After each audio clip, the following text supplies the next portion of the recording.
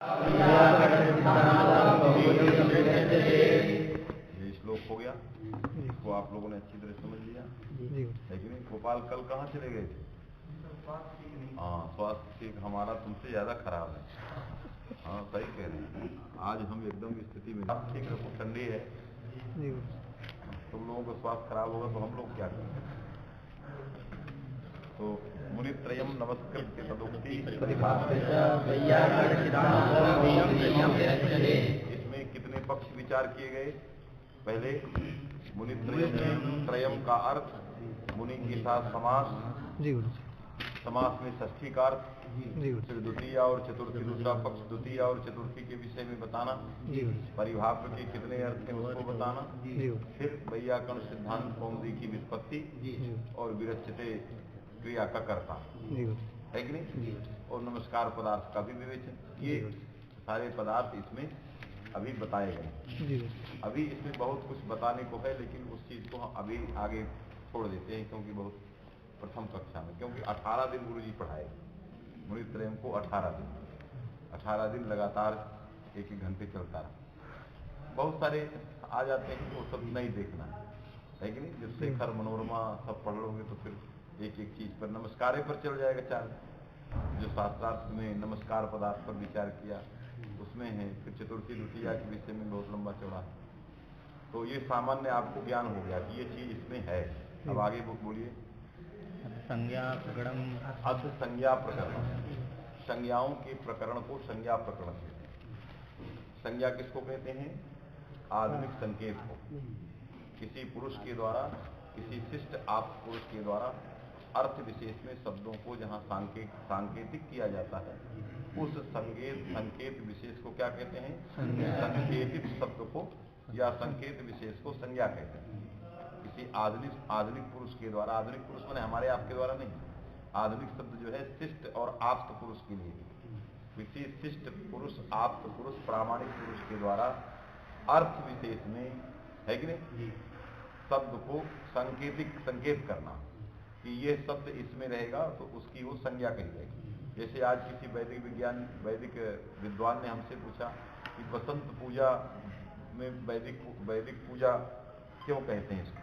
बसंत पूजा में पूछा कि बसंत पूजा, देखियो ना जो वैदिक विद्वानों को मंत्र बोलते हैं उसको वैदिक पूजा कहनी चाहिए, वैदिक विद्वानों की पूजा बसंत।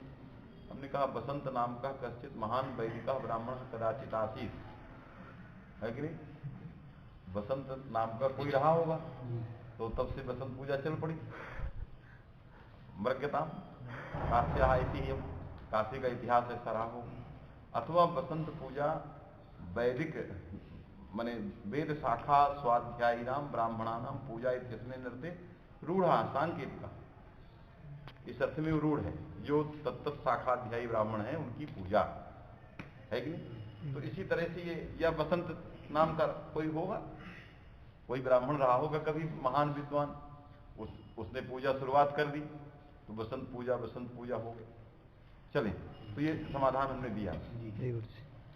तो ये सारी बातें इसमें आ गई। अब जो है संज्ञा प्रकरण, माने किसी आचार्य के द्वारा अर्थ विशेष में शब्द को संकेत करने का नाम क्या है? संज्ञा है। और उस संज्ञाओं को बताने वाले सूत्र जो है संज्ञा सूत्र है कि नहीं? जो उन संज्ञाओं को अर्थ विशेष में बताएं उसको संज्ञा सूत्र कहेंगे। एक इस प्रकार की बहुत सारी संज्ञाएं हैं। भगवान पाणिनि ने प्रथमाध्याय में सभी संज्ञा सूत्रों को पढ़ा है, बहुत सारी संज्ञाओं को पढ़ दिया। इसमें बहुत सारी संज्ञाओं का निरूपण इस प्रकरण में नहीं किया गया। अत्यंत जो संधि कार्यों उपयोगिनी संज्ञाएं हैं, जो संहितोद्देश्य कार्य में अत्यंत उपयोगिनी है। संहितायाम सूत्र के अधिकार में आने वाले जितने कार्य हैं, उन कार्यों में जो संज्ञाएं अत्यंत उपयोगी हैं, उन्हीं संज्ञाओं का प्रकरण है। समझ बात आ गई? संहितायाम सूत्र है ना, वो इकोणच में जाएगा, कहते हो ना संहितायाम, आध गुणा संहितायाम, एचो अवायवा संहिता, सब तो संहितायाम है कि नहीं? तो संहिता के विषय में जितने कार्य, माने संहितोद्देश्य जितने कार्य है कि नहीं, उन समस्त कार्यों में अत्यंत उपयोगिनी जो तत्त संज्ञाएं, उन्हीं संज्ञाओं का संकलन प्रायण इस प्रकरण में किया गया, इसलिए इसका नाम संज्ञा प्रकरण है। अब संज्ञा प्रकरण के बाद फिर क्या लिख रहे हैं? आई और चतुर्दश सूत्र लिख रहे हैं, है कि नहीं? 14 सूत्र लिख रहे हैं, ये भी संज्ञाएं हैं, इसलिए इनको इसमें डाल रहे हैं। प्रकरण माने प्रक्रिया, प्रकरण माने प्रक्रिया, और प्रक्रिया माने ग्रंथ भाग प्रकरण। अब हम लिखेंगे संज्ञा प्रक्रिया, तो आप कहेंगे गुरुजी ने प्रक्रिया, तो हम कह देंगे प्रकरण। और जब हम प्रकरण लिखेंगे तो आप पूछेंगे प्रकरण माने, तो हम कहेंगे प्रक्रिया। तो आपको प्रक्रिया का अर्थ आ रहा है कि नहीं आ रहा है? तो फिर प्रकरण माने प्रक्रिया, है कि नहीं? माने प्रकरण जो है ये संग्रह को कहते हैं, संकलन को कहते हैं, और प्रक्रिया भी उसी अर्थ में, क्योंकि समानार्थक हैं दोनों। प्रक्रिया भी उसी का, लेकिन प्रक्रिया का ये भी अर्थ है, प्रक्रिया का मतलब होता है अन्वाख्यान, कहना, और प्रकरण का भी ये अर्थ हो सकता है, समानार्थक है। माने संज्ञाओं के विषय में कहना है। प्रकरणम प्रक्रिया, प्रकरणम प्रक्रिया, जैसे कहते हैं पचती पाचका। आप पूछेंगे पाचक माने, तो हम कहेंगे पचती। आप कहेंगे पचती माने, तो हम कहेंगे पाचक, है कि नहीं? दोनों समानार्थक। तो प्रकरण माने प्रक्रिया, प्रक्रिया माने प्रकरण, है कि नहीं? अर्थात प्रक्रिया माने अन्वाख्यान, कथन। किसका कथन है? संज्ञाओं का कथन, है कि नहीं? संज्ञाओं के विषय में उपाख्यान करना, कहना। तो प्रकरण शब्द का अर्थ होता है अन्वाख्यान, व्याख्यान। संज्ञानाम प्रकरणम माने संज्ञानाम व्याख्यानम। तो प्रकरण और प्रक्रिया दोनों अन्वाख्यान, व्याख्यान इस अर्थ में प्रसिद्ध है। इसलिए प्रकरण का अर्थ जब कोई पूछे प्रकरण माने, तुरंत कहो प्रक्रिया, चुप हो जाएगा, संशय में पड़ जाए, क्योंकि उसको प्रक्रिया ही नहीं किया, तो आगे जाएगा नहीं, है कि नहीं? क्योंकि फिर पूछेगा प्रक्रिया, तो कह दो प्रकरण। समझ में आएगी? तो कहीं कोई इंटरव्यू पूछता है कि प्रकरण में नहीं, तुरंत वो प्रक्रिया, तो चुप हो जाए, क्योंकि स्वयं ज्ञात नहीं उसको स्वयं ज्ञात नहीं, आधा तो शून्य स्वयं है कि नहीं? तो चुप हो जाए, क्योंकि फंस ना जाऊं फिर। ये पहले में ही, तो धीरे धीरे आपको सरल पूछने लगेगा, यार ये तेज है, ये इसलिए पहले ही झांप देना चाहिए। मैंने पहले ही अच्छी तरह से रख दो, जब रख दो तो झेपता रहे। हम एक इंटरव्यू में बैठे थे, तो कुलपति ने हमको मना कर दिया, आप नहीं पूछेंगे। हम कहे ठीक है, हम नहीं पूछेंगे भाई, हम तो मेंबर की हैसियत से विशेषज्ञ थे, तो मना कर दिया, आप नहीं पूछे। अब सोचिए पक्षपात तो होना ही है, क्योंकि हमको पूछना नहीं, ये सब रट के आए हैं, वो पूछे। तो पूछा, हमारा एक विद्यार्थी है वो अम्बाला में, वो आया थे, फिर उससे पूछा कि प्राचीन व्याकरणस्य नव्य व्याकरणस्य विभाजक रेखा किम। वो समझे नहीं पाए। तो हमने कहा हिंदी में, हमने कहा घबराओ नहीं, इनकी भाषा पे मत जाओ। जो ये पूछ रहे हैं आचार्य जी, इनकी भाषा सही है कि गलत है, इस पर मत जाओ, ये जाओ कि इनका तात्पर्य क्या है। अब वो झेप गया कि हमसे संस्कृत गलत है। हमें तो उसको झेपाना था कि तुम अपनी नेतागिरी मत करो, क्योंकि उसको बोलना चाहिए विभाजक रेखा का। अब बोला किम, हम यही उसको पकड़ के नीचे कर, हम कि इनकी भाषा, ये भी नहीं कहे कि आप गलत बोल रहे हैं, विद्यार्थी से कहे कि इनकी तात्पर्य में जाओ, ये संत हैं, इनके भावार्थ में जाओ, इनकी भाषा में मत जाओ। अब वो पकड़ लिया। अब वो क्या बोला जानते हैं? वो रा प्रत्याहार शुरू किया, रा प्रत्याहार, ये प्राचीन। अब साध डर गया, अरे पूछ रहा है दूसरा, उत्तर वो रा प्रत्याहार। इतना डर गया कि वो रा प्रत्याहार को कहा साध। इतना डर गया। फिर दोबारा जब प्रश्न किया तो हिंदी से किया, तब हम कहे, हमने कहा कुलपति जी संस्कृतेन प्रश्ना भवेयुः। हमने वहां तुरंत हम संस्कृत से हो, क्योंकि पढ़ाने का माध्यम संस्कृत। तो आचार्य आप ही पूछिए, आप आ गया हमारे पास, आ गया। हम कह देखिए सर, अब आप बताइए। नहीं पूछिए, जब विशेषज्ञ कह रहा था पूछिए। तो ले आया अपनी बात, तो कहने के बोले कि तुम फिट रखिए। तो समझ में बात आ गई? तो प्रकरण माने अन्वाख्यान, व्याख्यान। तो संज्ञाओं का व्याख्यान करना है, है कि नहीं? अब ये चतुर्दश सूत्र हैं। अयुण एवं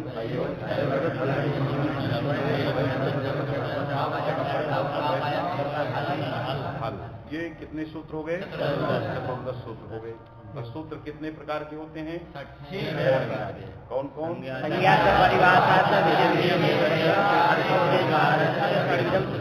इन 6 में ये कौन है? क्योंकि ये 14 तो हो नहीं सकते, कोई न कोई 6 के अंतर्गत हैं। तो कौन से सूत्र हैं ये? तो कहो संज्ञा सूत्र। और दूसरा विधि सूत्र भी, ये विधि और संज्ञा दोनों है कि नहीं? जैसे पूर्वत्रा सिद्धम विधि भी है और अधिकार भी है, पढ़ते ही। उसी तरह ये भी शेषे सूत्र विधि भी है, अधिकार भी है। तो बहुत सारे सूत्र जो है 2 तरह से होते हैं, कोई ऐसा नहीं कि नवीन बात। तो यहाँ भी ये संज्ञा भी है और विधि भी है। विधि क्या है? ये अपूर्व कोई चीज बताना चाहते हैं। क्या बताते हैं? क्रम को बताते हैं, क्रम को।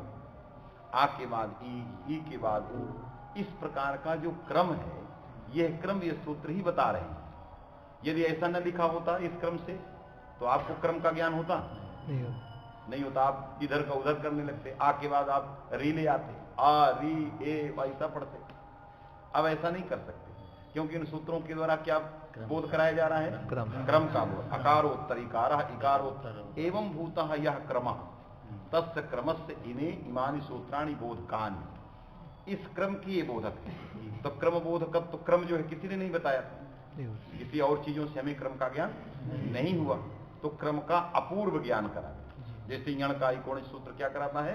अपूर्व ज्ञान कराता है, इसलिए वो विधायक है, इसलिए ये क्रम का ज्ञान कराते हैं। अकारोत्तर, कोई पूछे कि आ के बाद ई क्यों, कौन बता रहा है? तो सूत्र ही बता रहा है, अयुण सूत्र बता रहा है। अयुण सूत्र कह रहा है अकारोत्तर इकार साध, इकारोत्तर उकार साध। यदि आ के बाद आपने क्या कर दिया?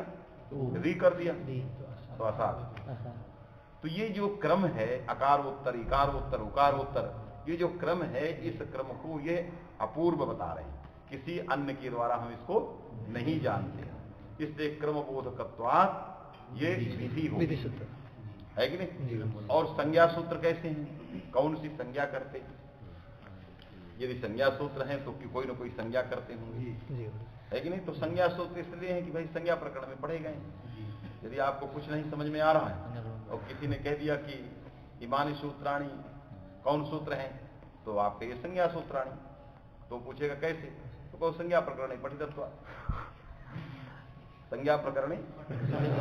चूंकि ये संज्ञा प्रकरण में पढ़े गए, यदि विधि होती तो आगे जाते, क्यों यहाँ प्रारंभ में पढ़े जाते? तो एक सामान्य उत्तर है। यदि वो पूछेगा कि ऐसे तो फिर कैसे होगा, तो फिर कहिए अरे वृद्धिरादेश यथा, उदाहरण दीजिए, अपनी बात पर डटे रहे। यथा वृद्धिरादेश सूत्रम संज्ञा प्रकरणे पठितम तस्मात् संज्ञा सूत्र तथा इमान्य भी सूत्राणि संज्ञा प्रकरणे पठितानि तस्मात् संज्ञा सूत्रत्वमेति। ये आप सामान्य उत्तर दे सकते हैं, लेकिन ये बहुत सामान्य है। पूछेगा कि यदि ये संज्ञा प्रकरण में पढ़े गए हैं वृद्धिरादेश की तरह, तो वृद्धिरादेश तो संज्ञा करता है वृद्धि। अब वो पूछेगा ये कौन सी संज्ञा करता है, तब आपको अब दूसरा हटना पड़ेगा उत्तर। यदि यहां तक वो जा सकता है तो आपका दृष्टांत तोड़ेगा कि वृद्धिरादेश को आपने कहा यथा वृद्धिरादेश संज्ञा सूत्रम कथम संज्ञा प्रकरणे पठितत्वात्, तब वो कहेगा कि यहां तो संज्ञा करता है वृद्धि संज्ञा, ये कौन सी संज्ञा करते हैं, आया कि नहीं? तब आपको फिर बताना पड़ेगा, फिर इससे हट के बोलना पड़ेगा, है कि नहीं? तब ये कहो कि यह जो है संज्ञा करता है आच आक आट, इस प्रकार की संज्ञाएं करते हैं। ये कितनी संज्ञाएं हैं? 42, द्विचत्वारिंशत्, है कि नहीं? 42 संज्ञाएं हैं। प्रत्याहार जो है कितने हैं? प्रत्याहार द्विचत्वारिंशत् या 1/44 ऐसे कुछ है, 42। तो 42 जो है द्विचत्वारिंशत् जो प्रत्याहार हैं, ये संज्ञा करता है कि नहीं? क्योंकि किसके साथ इनकी एक वाक्यता है?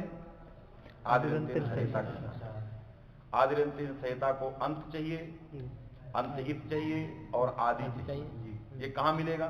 यही मिलेगा, है कि नहीं? कहाँ मिलेगा? अयुण में।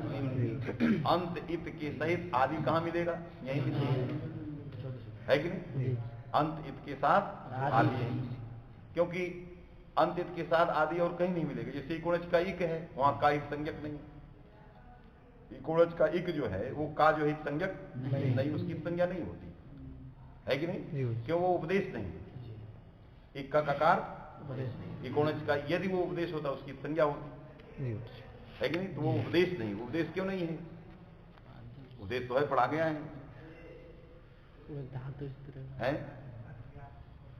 तो ये कहो, कौन कुछ बता रहा है?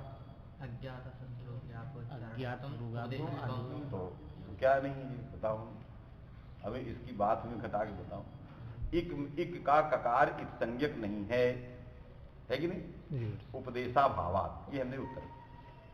फलाभावात भी कह सकते हो, लेकिन उपदेशा भाव एक बात समझे कि नहीं? उपदेश नहीं। उपदेश किसको कहते हैं? जो शब्द आनपूर्वी का बोध कराने के लिए उच्चारण किया गया हो। जो शब्द, समझ लीजिएगा, अज्ञात स्वस्वरूप ज्ञात क्या है? जो शब्द अपने स्वरूप माने आनपूर्वी का बोध कराने के लिए उच्चारण किया गया हो, उसको उपदेश कहते हैं। जैसे गुप्त किद्या सन, सन किसका बोध कराने के लिए उच्चारण किया गया? सा आ ना, है कि नहीं? सा आ ना, इस प्रकार के आनपूर्वी का बोध कराने के लिए सन का उच्चारण किया गया है, किया गया कि नहीं? इससे सन उपदेश है, उसका अंत नकारी संज्ञा। इक ई का इस प्रकार का बोध कराने के लिए इक का उच्चारण किया गया। जीव नहीं, जीव इक का उच्चारण, इक का उच्चारण ई का इसके बोध कराने के लिए किया गया नहीं। क्या बोध कराने के लिए किया गया? माने वर्णों का बोध कराने के लिए, आनपूर्वी का बोध कराने के लिए नहीं किया, इसलिए उपदेश नहीं। अज्ञात स्वस्वरूप का मतलब यही है, जिसकी आनपूर्वी माने स्वरूप अज्ञात हो। अज्ञात जो किसी शब्द का अपना स्वरूप, स्वस्वरूप, तो अज्ञात जो शब्द का अपना स्वरूप माने आनपूर्वी, उसके ज्ञापन के लिए, बताने के लिए जो उच्चारण किया जाए उसको क्या कहते हैं? अज्ञात स्वस्वरूप ज्ञापक उच्चारण, है कि नहीं? अज्ञातम स्वस्वरूपम जस तस्य ज्ञापकम जद उच्चारण, है कि नहीं? अज्ञात है उस स्वरूप शब्द का अपना स्वरूप, है कि नहीं? जिसका सन का स अ न इत्याकारक स्वरूप पाणिनि के द्वारा उच्चारण के पहले अज्ञात है, नहीं ज्ञात है। तो अज्ञात है स्वस्वरूप जिसका, ऐसा कौन हो गया? सन। और उसको बताने के लिए किसका उच्चारण? पाणिनि का, है कि नहीं? इसलिए ये जो उच्चारण का विषय हो गया सन, ये हो गया उपदेश। लेकिन इक ऐसा नहीं है। इक जो है इकारोत्तरवर्ती ककार को बताने के लिए पाणिनि ने उच्चारण नहीं किया है। क्या बताने के लिए किया? इकारादि कांत समुदाय तत्त घटक वर्ण, ई उ री री ऐसे वर्ण, है कि नहीं? इकारादि कांत समुदाय घटक, जिसके आदि में इकार हो, अंत में ककार हो, उसके मध्य में वर्ण आते हैं, इसको बताने के लिए किया है कि नहीं? आप कहोगे इक माने, तो आप कहोगे ई उ री री का तक जाओ, ये इक है। तो उसको क्या कहोगे? इकार आदि, ऐसा समुदाय जिस समुदाय का आदि इकार हो, उस समुदाय का अंत ककार हो और मध्य में वर्ण आते। तो ये कहां मिलेगा? इक में तो मिलेगा नहीं, इक में तो ई के बाद का पढ़ा गया। तो ऐसा समुदाय कहां मिलेगा? आयुण सूत्र में मिलेगा, है कि नहीं? आयुण के ई से और का तक एक समुदाय बनाएंगे। आयुण घटक सूत्र जो इकार आदि में पकड़ेंगे और ऋलिक के ककार को अंत में पकड़ेंगे, तो इकारादि कांत ये समुदाय हुआ। इस समुदाय के मध्य में वर्ण आए, उन्हीं मध्य वर्णों को बोध कराने के लिए क्या उच्चारण किया गया? इक का उच्चारण। तो इक वहां क्या है? संज्ञा है। तो ये इक का बोध कहां हो रहा है? इनके साथ एक वाक्यता हो रही है, अयुण के साथ, क्योंकि यहाँ कांत ई ये सब मिल रहा है जैसा उसको चाहिए, तो उसके साथ उसकी एक वाक्यता है कि वो इक को कौन बताया? आदिरंतेन संहिता। तो आदिरंतेन संहिता इक को बताया, कहां बताया? ये इन सूत्रों के साथ मिलके बताया, है कि नहीं? अर्थात ये जो अयुण ऋलिक ये सूत्र हैं, वो आदिरंतेन संहिता सूत्र के वाक्यार्थ बोध में उपजीव्य हैं। क्या है? उपजीव्य माने कारण है। यदि एतानि सूत्राणि न भवेयुः तर्हि कुत्र आदिः कुत्र अन्त्यः कुत्र मध्यगत वर्ण, ये कहाँ मिलेगा, न तत्र बोधो भवति। तो सूत्र व्यर्थ हो जाएगा, क्योंकि अंत के साथ आदि मिलेगा ही, क्योंकि जो सूत्रों में प्रत्याहार पढ़े गए हैं उनमें कोई मध्य है ही नहीं और वो संज्ञक नहीं है। तो इकोणज में एक पढ़ा गया, यण पढ़ा गया, वहां तो संज्ञा ही नहीं, तो अंतिम संज्ञा मिलना ही नहीं हो, तो मिलेगा कहां, यहां मिलेगा। बस में यहां ऋलिक का ककार संज्ञक है, क्योंकि ऋलिक उपदेश है कि उपदेश नहीं। ऋलिक का उपदेश किसने किया, पाणिनि ने नहीं किया, ये तो महेश्वर ने किया। इसलिए ये मत कहो कि पाणिनि, कात्यायन, पतंजलि के उच्चारण आदि उच्चारण, ये सब मत कहो, ये सब अंडवंड की व्याख्या है। यदि पाणिनि, कात्यायन, पतंजलि का प्रथम उच्चारण माने आदि उच्चारण, तो महेश्वर कहां चले जाएंगे, ये कहां जाएंगे, इनकी तो संज्ञा नहीं वास्तविक नहीं। इसलिए ये सब देहात की भाषा छोड़ो, वहां अब नए चीजों को सीखना है। ये सब रटा के भेज दिया जाता है, पाणिनि, कात्यायन, पतंजलि के प्रथम उच्चारण को रट डालो, वही रटते रटते यहाँ, ये सब है ही नहीं है। पाणिनि बने ये कहा गया कि एतत् शास्त्र प्रवर्तक, इस व्याकरण शास्त्र के प्रवर्तक जिस किसी भी आचार्य का यदि अज्ञात शब्द के स्वरूप को बताने के लिए उच्चारण होगा तो वो उपदेश कहा जाए, चाहे वो पाणिनि हो, चाहे कात्यायन हो, चाहे महेश्वर हो, या और कोई हो, इस शास्त्र के प्रवर्तक आचार्य है कि नहीं। इसलिए ये कहने नहीं, और ये भी नहीं कहना धातु सूत्र गणोनादि वाक्यलिंगान, ये सब नहीं कहें, है कि नहीं, क्योंकि उपदेशा आद्योच्चारण कहा गया। ये तो कहा ही नहीं, जिस चीज को हम पढ़ रहे हैं वो जो पढ़े हो ना, कहां उसको पढ़े ही नहीं, कहां कहा गया, क्या कहा गया, यहां तो कहा गया उपदेशा आद्योच्चारण, है कि नहीं। आद्य का मतलब प्रथम नहीं होता है कि प्रथम उच्चारण को उपदेश कहते हैं, नहीं तो द्वितीय उच्चारण कहां जाएगा, तृतीय उच्चारण कहां जाएगा, है कि नहीं। इसलिए और द्वितीय भी तृतीय के प्रति प्रथम हो जाएगा, और तीसरा भी चौथे की भी प्रथम हो जाएगा, तो सब प्रथम हो गए, तो इसका व्यावर्थ ही कुछ नहीं। अरे प्रथम द्वितीय को हटाने के लिए था, तो द्वितीय भी तो प्रथम ही है, किसके प्रति, इसलिए तो किसको हटाएगा, इसलिए ये सब अंडबंड की व्याख्या है। जो कहें आद्य मने प्रथम, आद्य चतुर्धा वाला नहीं लेना है, ये आद्य ऐसा नहीं है, ये आद्य पंचधा, वो वहां प्रथम अर्थ है, आद्य का अर्थ प्रथम होता है, आद्य पंचधा या यत्नो दुधा, है कि नहीं, वो वाला आद्य यहां नहीं है, यहां आद्य पारिभाषिक। इसलिए पूछ देते हैं लोग, न्याय के लोग भी पूछ देते हैं, नैयायिक लोग, अरे आद्य का अर्थ प्रथम है तो कैसे लगेगा, तो प्रथम है ही नहीं है तो लगना की क्या जरूरत है, जब प्रथम रहता तब ना शंका होती, वो है ही नहीं है, क्योंकि प्रथम रहने पर उसका कोई व्यावर्त नहीं है, प्रथम केवलान्वयी है, वाच्यत्व की तरह, जैसे प्रमेयत्व वाच्यत्व सब जगह मिलते हैं, प्रमेय वाच्य दुनिया सभी है, उसी तरह प्रथम सभी कोई है। जब हजारों लोग रहेंगे तो सब एक दूसरे के प्रति प्रथम है, बात समझिए कि नहीं। इसलिए प्रथम से कोई हटाया नहीं जाता, है कि नहीं। इसलिए आद्य का मतलब अज्ञात स्वस्वरूप, फिर ज्ञापक, यहां तक। अब आगे उच्चारण जुड़ा है, आद्य उच्चारण, आगे उच्चारण उसमें लगा, अज्ञात स्वस्वरूप ज्ञापक, इसको आद्य कहते। नहीं ज्ञात है जिस शब्द का स्वरूप माने पूर्वी, उसका ज्ञापक, बताने वाला, बोध कराने वाला, कौन, उच्चारण, बात में कि नहीं, यही हो गया उपदेश, ये उसका अर्थ है। तो इसलिए आदिरंतेन संहिता का आयुण ऋलिक चतुर्दश सूत्रों के साथ 42 प्रत्याहारों संज्ञाओं की सिद्धि के लिए एक वाक्यता होती है कि नहीं। तो एक वाक्यता हो गई तो वो क्या सूत्र है, संज्ञा सूत्र है। तो इनके साथ एक वाक्यता होने से ये भी संज्ञा सूत्र हो गई, ये सीधे संज्ञा सूत्र नहीं है, किसी के साथ मिलने के कारण, जैसे प्रातिपदिकार्थ कारक नहीं है, प्रातिपदिकार्थ कारक नहीं है, क्योंकि प्रातिपदिकार्थ कारक होता तो कारक प्रातिपदिकार्थ व्यतिरिक्त में प्रातिपदिकार्थ अलग से न कहते, शेषे की व्याख्या करते हैं ना, शेष बने कहते हो कारक प्रातिपदिकार्थ, प्रातिपदिकार्थ भी कारक है तो अलग से प्रातिपदिकार्थ क्यों कह रहे हैं। इसका मतलब है कि प्रातिपदिकार्थ कारक नहीं है, लेकिन किसी के साथ जुड़ा हुआ है, जिसके साथ जुड़ा है वो कारक है, इसलिए इसको भी कारक कहने लगे।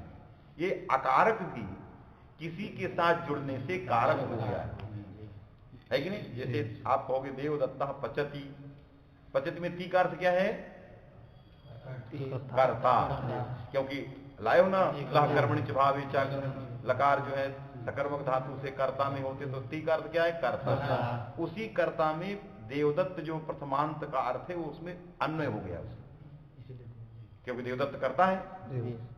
तो जो ती का अर्थ करता है वो कारक है, और उसके साथ ये एक वाक्यता हो गई, तो ये क्या हो गया? कारक। इसको कर्ता कारक कहते हैं। नहीं तो कर्ता कारक में तो तृतीय आती है, ये कैसे हो जाएगा? है कि नहीं? कर्तु करना जो तृतीय है, ये प्रथमा कैसे हो जाएगी? लेकिन नहीं, जो ती का अर्थ कर्ता कारक है उसके साथ ये एक वाक्यता है, मिला हुआ है, तो अकारक जो प्रथमांतार्थ था वो क्या हो गया? कारक। उसी तरह जो ये संज्ञाएं नहीं है, कोई संज्ञा नहीं कर रहे थे अयोड़ लिख, लेकिन जो संज्ञा कर रहा है उसके साथ ही जुड़ गए, एक वाक्यता हो गई, है कि नहीं? अब वो एक वाक्यता नहीं बताएंगे, लंबा चौड़ा है कि नहीं? आगे करके पढ़ोगे तो आए। एक वाक्य, बस इतने जानो कि एक वाक्यता हो। एक वाक्यता माने समान वाक्यता हो, दोनों को मिला के एक वाक्य बन गया। अंत इत जब कहोगे तो यहीं अंत मिलेगा, यहीं इत मिलेगा, यहीं मध्य मिलेगा, है कि नहीं? नहीं तो कहीं मिलेगा ही नहीं, सूत्र भी अर्थ पड़ जाएगा। इसलिए यह अंत इत मध्य को बताने के लिए उपजीव्य है, इसलिए उनके साथ इनकी उपजीव्य उपजीवक भावापन्न है। वो उपजीव्य है, ये उपजीवक, ये उपजीव्य है, वो उपजीवक है। तो जिन दो वाक्यों में उपजीव्य उपजीवक भावापन्न हो जाए दो वाक्य, तो उसको वाक्यिक वाक्यता कहते हैं। क्या कहते हैं? वाक्यिक वाक्यता। एक वाक्यता यहाँ हो गई, वो दो वाक्य हैं। अयोनिर्लिक एक ये वाक्य, और उधर जो है आदिरंतिन संहिता ये वाक्य, दोनों एक दूसरे से मिल गए, इसलिए ये संज्ञा सूत्र कहे जाने लगे। आया कि नहीं? इसलिए इनको क्रमबोधकत्वात् विधिसूत्रत्वम् और आदिरंतिन संहिता सूत्रेण साकम एक वाक्यतापन्नत्वात् एतेषां संज्ञा सूत्रत्व विधि व्यवहार, है कि नहीं? इनमें संज्ञा सूत्रत्व का भी व्यवहार। समझ में आया? अब अयुण में लोग संदेह कर देते हैं कि आ और ई में संधि क्यों नहीं हुई, माने संहितोद्देश्य कार्य क्यों नहीं हुआ। संधि और संहिता दोनों पर्याय है। ये जो लोग परिभाषा कर दिए हैं, या आप उसको आपकी नजर में अच्छी नहीं, निकटवर्ती दो वर्णों के मेल को संधि कहते हैं। ये क्या, ये कोई जोड़ है क्या? है संहिता संधि की परिभाषा स्वयं भगवान पाणिनि ने किया। अतिशय सन्निकर्ष को संधि कहते हैं। किसको कहते हैं? वो सन्निकर्ष अव्यवहित भी हो सकता है, व्यवहित भी हो सकता है, किसी भी प्रकार का। सन्निकर्ष माने संबंध, तो संधि एक संबंध है कि नहीं? संधि एक संबंध है। तो वो संबंध क्या है? अतिशय होना है। अतिशय माने एक शब्द के बाद दूसरे शब्द के उच्चारण में विलंब नहीं होना है। यदि आपने विलंब कर दिया कि आज कर दिया सुधी का इकार और 2 दिन बाद करें उपास्या का, तब तो संधि नहीं होगी, अर्थात संबंध नहीं रहेगा। क्यों? व्यवधान क्या आ गया? काल का व्यवधान। अतिशय सन्निकर्ष माने अव्यवहित सन्निकर्ष। अतिशय सन्निकर्ष माने अव्यवहित, किसी प्रकार का व्यवधान। आपका हमें काल का भी व्यवधान सौढव्य नहीं है, हम काल के भी व्यवधान को सहन नहीं करते। इससे संधि का अर्थ होता है संहिता, है कि नहीं? कोई पूछे संधि माने, फट से कहो संहिता, चुप, उसको पहले संहिता का तो ज्ञान होना, तब पूछेगा संहिता माने तो कहो संधि। अरे दोनों पर्याय हैं तो रहेंगे, है कि नहीं? अर्थात संहिता माने अतिशय सन्निकर्ष, वो पूछे संहिता माने कहो अतिशय सन्निकर्ष, है कि नहीं? सन्निकर्ष माने सामीप्य, उसमें अतिशय लग गया माने अव्यवहित सामीप्य। ई के बाद ऊ का अव्यवहित सामीप्य होना चाहिए। किसी प्रकार का काल भी व्यवधान नहीं होना चाहिए, किसी भी प्रकार का व्यवधान। आया?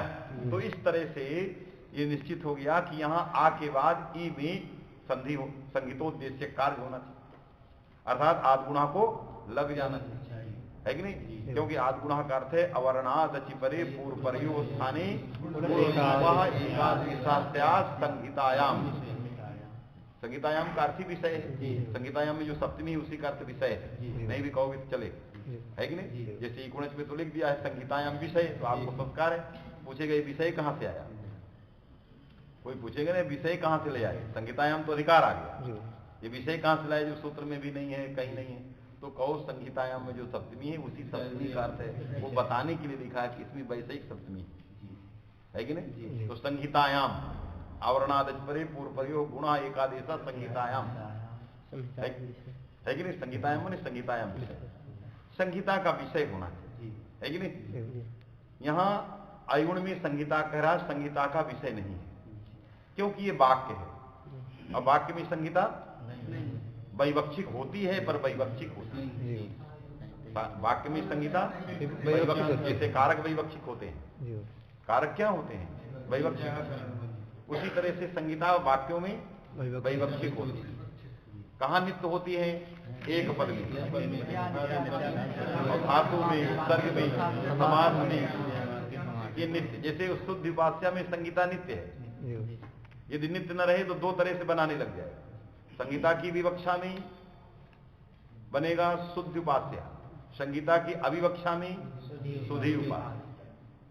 तो दुनिया के लोग सुधी उपास्या भी बोलने लगे, जबकि सुधी उपास्या क्या है? असाध्य। सुधी उपास्या प्रयोग असाधु है, क्योंकि सूत्र ज्ञान घटित रूप को साधु कहता है, और सूत्र में विकल्प नहीं है। इसलिए सूत्र क्या कहता है? ज्ञान घटितम रूपम साधु, तदरहितम रूपम असाधु। तो तदरहित असाधु हो गया, क्योंकि वहां समास है शुद्धि उपास्या। इसलिए संहिता क्या है? नित्य है, समास में नित्य रहती है, और वाक्य में वैवक्षिक रहती है, माने विवक्षा के अधीन रहती है। सविवक्षाम अपेक्षते। अब अयुण में ये वाक्य है कि नहीं? क्योंकि वाक्य नहीं रहेगा तो विवक्षा कैसे करोगे? तो कहा कि ये वाक्य है, लेकिन कैसे वाक्य कहते किसको हैं? वाक्य तो पदों के समुदाय को कहते हैं। अरे देवदत्ता गच्छति, जो दो पदों का समुदाय हो ना वाक्य कहा जाए। तो आप कहोगे कि पद बनाने के लिए आ से भी विभक्ति चाहिए, ई से भी विभक्ति चाहिए, ऊ से भी विभक्ति चाहिए, लेकिन विभक्ति इनसे आई नहीं है। आइए विभक्ति क्यों नहीं आई? क्योंकि ये सौत्रत्वात् और अनुकरण है कि नहीं? क्या है? अनुकरण। तो यतः सूत्र है, इसलिए कहीं से अनुकृत है। यतः क्या है? सूत्र है। ये सूत्र थे, उन सूत्रों को अनुकरण किया गया, निकले डमरू से सब निकले, तो उनका अनुकरण करके इसको लिपिबद्ध किया है कि नहीं? तो ये अनुकरण है, और अनुकरण होने से इनमें विभक्ति की उत्पत्ति नहीं है।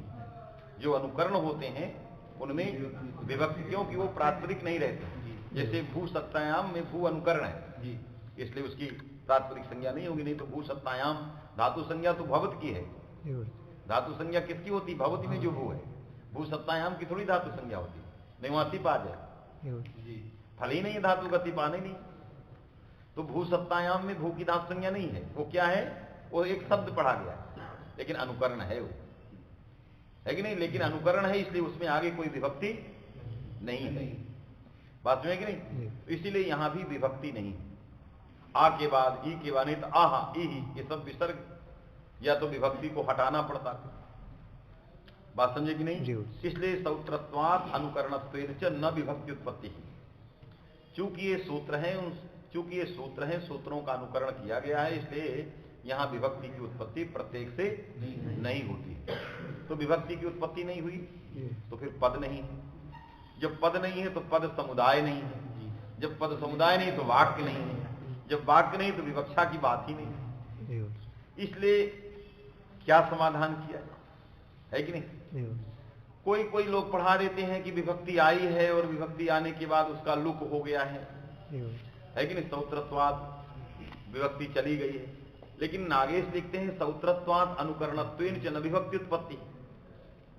और जो ये पढ़ा देते हैं कि नहीं विभक्ति आई चली, तो इतने बड़े आचार्य के साथ विरोध हो रहा है। नागेश ने इनकी ऊपर व्याख्या लिख दी कि सौत्रत्वात् अनुकरणत्वेन च न विभक्ति उत्पत्ति। कहा ये सौत्र अनुकरण है, इसलिए विभक्ति नहीं आती।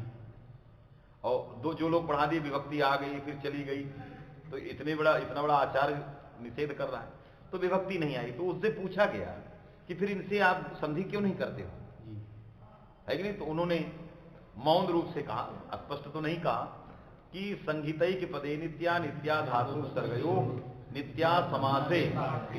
वाक्य में जो वाक्य है वो वाक्य पद समुदाय परक नहीं है। जो इसके अंदर वाक्य आया है यह वाक्य पारिभाषिक है कि नहीं? अर्थात क्या है?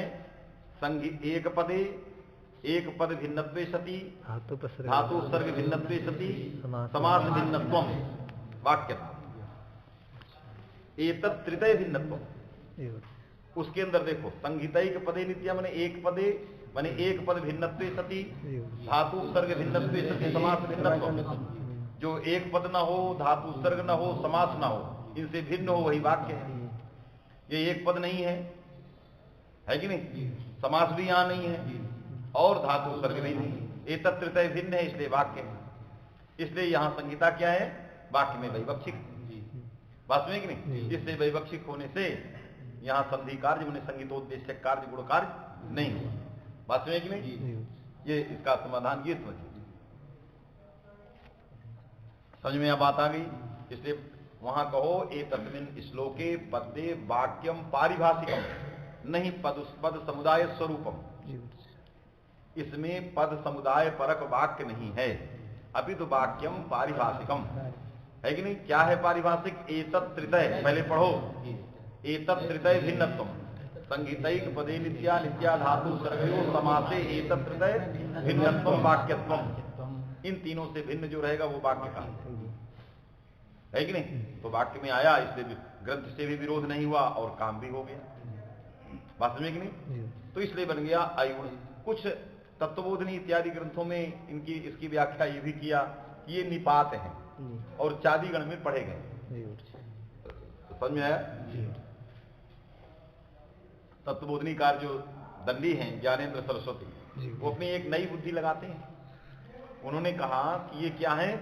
चादिगण देखोगे तो वहां आ ई उ ये सब पढ़े गए। तो चादिगण में पढ़े होने से निपात हैं, और निपात हैं तो निपात एकाजनांग से प्रगई है। अब प्रगई है तो प्रकृति प्रगहियाच नित्य में अचपड़े है प्रकृति भाव हो जाए तो संधि कार्य संगीतोद्देश्य कार्य नहीं होगा, है कि नहीं? ये इन्होंने समाधान किया है ना, लिखा होगा। क्या लिखा? वर्णानाम असंदिग्धत्वेन बोधनाय सहितायाः अविवक्षणात् असंधि। एतेषु असंधि मने न संहिता। स्वराणाम चादिषु पाठात् चादयो सत्त्वे इति निपात संज्ञायां निपात एकादिनांग इति प्रकृयत्वे प्रकृति भावान् न संधि। इसका क्या हो रहा है? अच्छा, कहां से आए बेटा?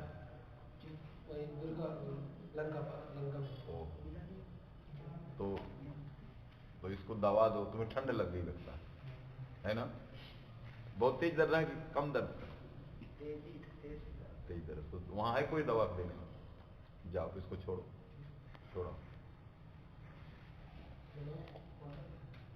इस समय मौसम ठंड बहुत है। आज छुट्टी कर दिया है विद्यालय में 8 तक के दिया। जाओ बस दूर से ही प्रणाम। हाँ, तो समझ में क्या लिखा ना? स्वरादि नाम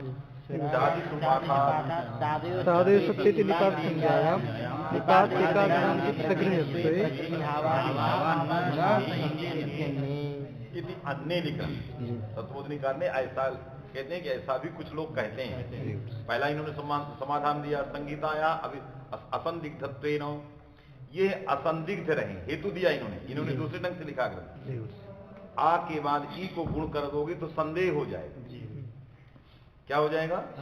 अकारोत्तर इकार अस्ति नवा, ये संदेह हो जाएगा। वर्णों का असंदिग्ध उच्चारण हो, ये लिख रहे हैं। इसीलिए कह रहा है संहिता की अविवक्षा है। यदि विवक्षा करोगे तो क्या हो जाएगा? गुण हो जाएगा, तो संदिग्ध नहीं, उच्चारण नहीं रहेगा। बात में है कि नहीं? लेकिन व्याख्यानता से हम संदेह की निवृत्ति कर लेते हैं, इसलिए ये लिखने की जरूरत नहीं है। जो ये कह रहे हैं कि नहीं यहाँ जो है असंदिग्ध हो जाएगा इसलिए ये हो जाए, संदेह वहां होता है जहां शक्ति में संदेह होता है कि नहीं? किसी शब्द का किसी अन्य अर्थ में स्मृति हो जाए तो संदेह हो सकता है, लेकिन जहां केवल विकृत है, विकार हो गया है, तो उस विकार को तो हम व्याख्यान से समझ लेंगे क्या था वहां, है कि नहीं? इसलिए ये लिखने की यहां आवश्यकता नहीं थी, केवल इतने लिखना था संहिता की अविवक्षा होने से असंगित माने संगीतोद्देश्य कार्य नहीं हुए। अन्य जो समाधान दिया कि स्वरादि गण में पाठ ये सब करते है कि नहीं, मर्चादि गण में पाठ, तो उसका खंडन भी किया नहीं किया।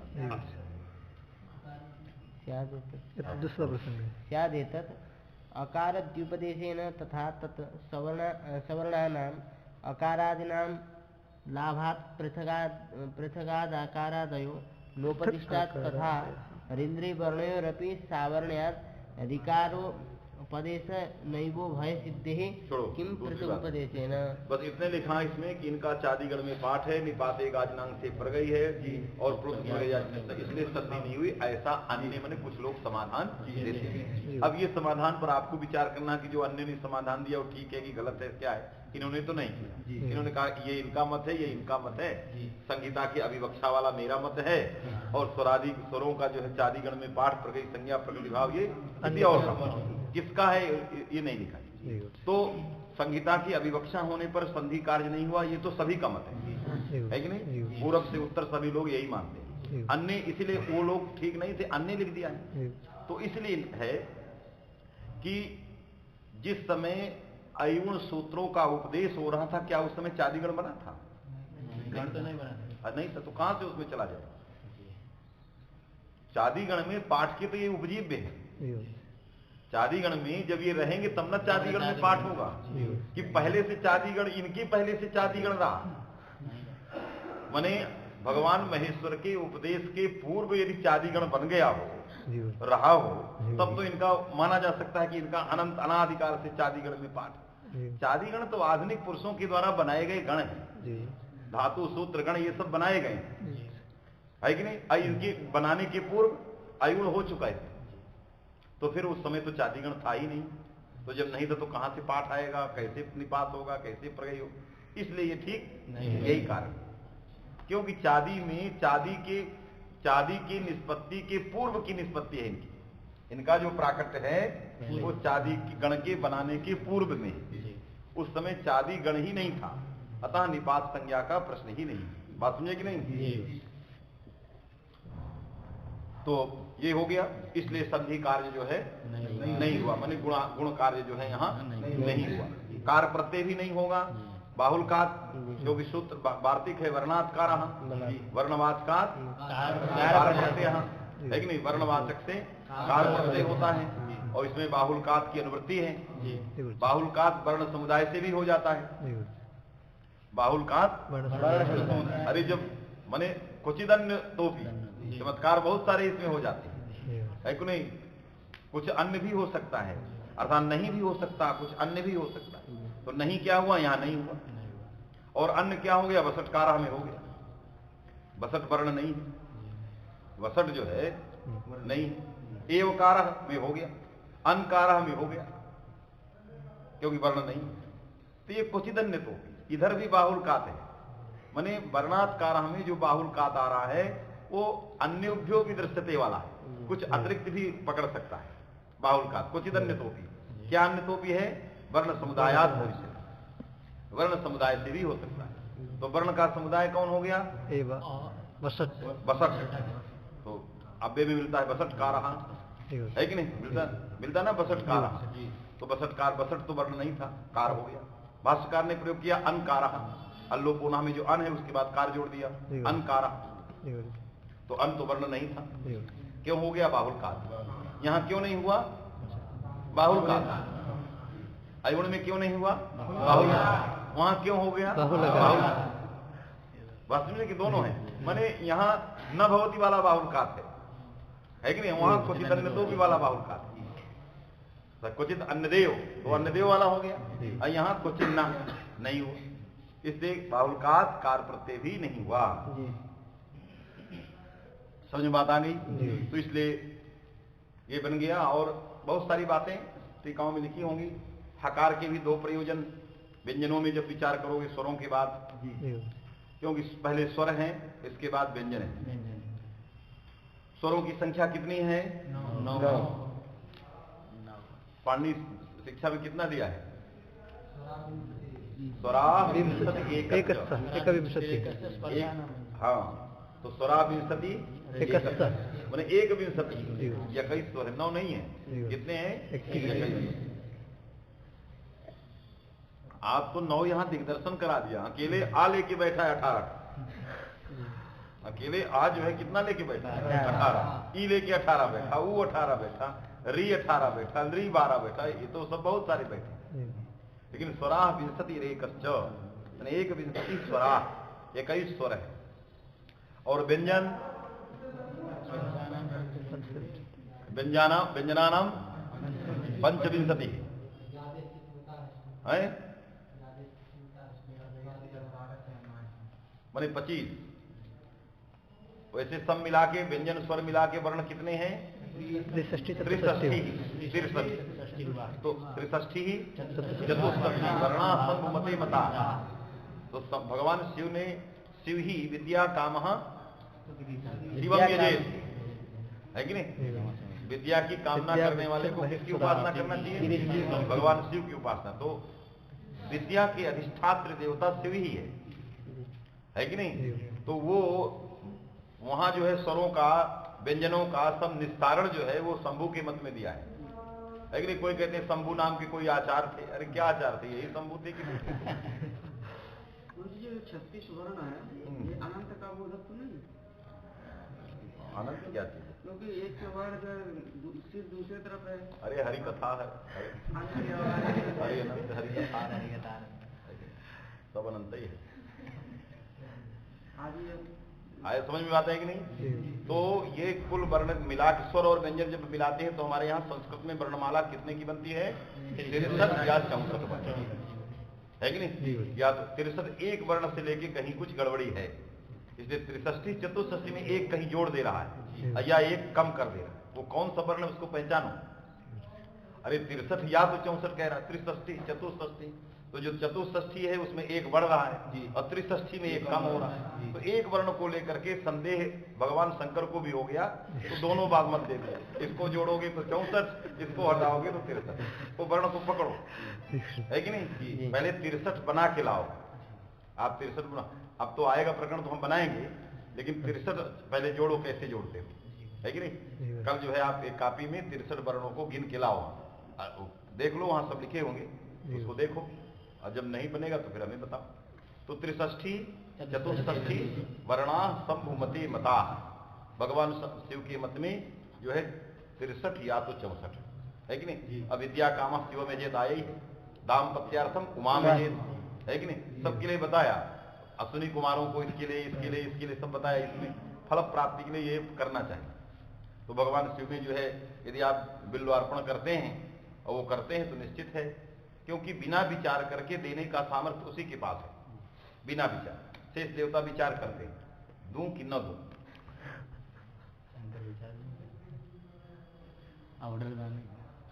औढ़रत्व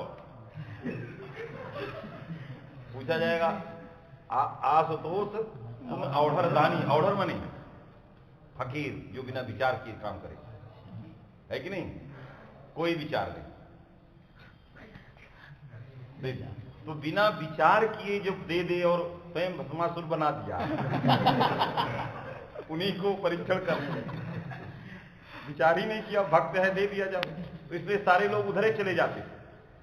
ब्रह्मा जी के पास गए तो ब्रह्मा जी ने विचार करने लगे, तो कहा भाई हमसे विचार करेगा तो निश्चित है कुछ सोचे समझेगा, हमसे नहीं हो पाएगा, कहाँ जाएं?